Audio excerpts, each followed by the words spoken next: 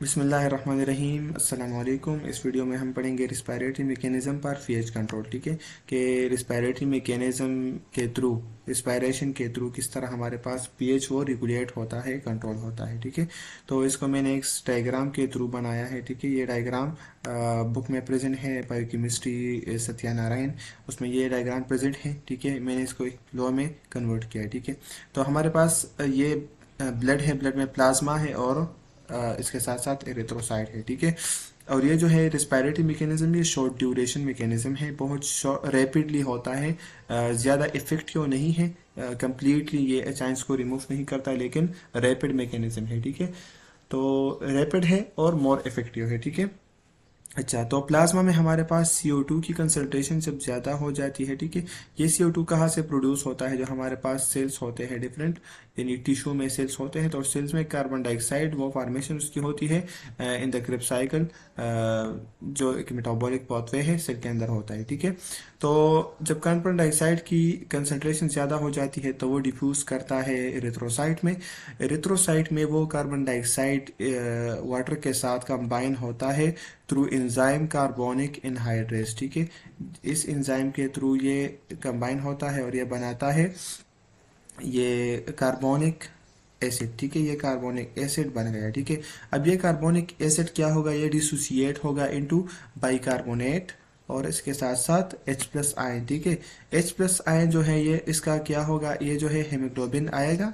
ठीक है, हेमोग्लोबिन आएगा और ये H+ आयन को एक्सेप्ट करेगा और वो H हेमोग्लोबिन बन जाएगा। ठीक है, और ये जो हमारे पास HCO3 है, जब इसकी कंसंट्रेशन ज़्यादा होती है, ज़्यादा हो जाती है एरिथ्रोसाइट में, तो ये बाहर को प्लाज्मा में डिफ्यूज़ करता है और थ्रू प्लाज्मा ये जाता है लंग्स में। ठीक है, ये भी लंग्स में जाएगा और ये जो हेमोग्लोबिन है जिसके पास H आयंस है वो भी लंग्स में जाएगा। ठीक है, तो मैं आपको बताता हूँ अब कि ये किस तरह लंग्स में जाते हैं, वहाँ पर क्या होता है।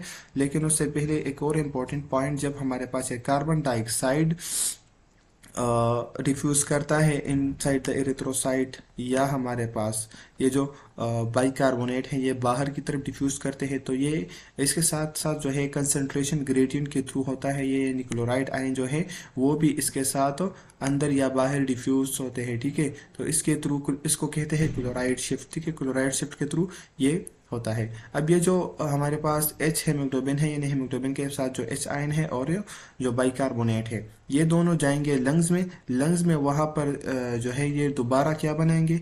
ये लंग्स में ये बाइकार्बोनेट और हाइड्रोजन में कंबाइन होकर फिर से H2CO3 बनाएंगे। ठीक है, वहाँ पर तो इसी तरह जो है जो H आयन यहाँ पर RBC में होते, यानी ब्लड में, वो थ्रू रिस्पायरेटरी मैकेनिज्म वो रिमूव होते हैं बॉडी से। ठीक है, तो ये जो थ्योरी है इससे आप स्क्रीनशॉट ले सकते हैं, जिससे आपको ये सारा मैकेनिज्म जो मैंने आपको बता दिया, ये मैंने यहाँ पर लिखा कि in different cells CO2 is produced in the result of metabolic pathway such as Krebs cycle. अच्छा, when CO2 concentration increases in the tissue, then it diffuses into RBC through gradient along with a chloride ion shift. After entry to RBC, CO2 combines with water and through carbonic anhydrase, it is converted to bicarbonate. ठीक है, then it dissociates into HCO3 and H+ ions. Here, hemoglobin comes and binds this H+ ion to itself. As HCO3 concentration increases, it diffuses out of the erythrocyte to plasma along with transport of chloride ion, जो कि chloride shift है। ठीक है, then HCO3 and H hemoglobin transfer to lungs where hydrogen ions displaces from H hemoglobin and again combines with HCO3. In this way hydrogen ions are removed through respiratory mechanism. तो ये था respiratory mechanism जो कि हमारे पास page को control करता है इस तरह। ठीक है।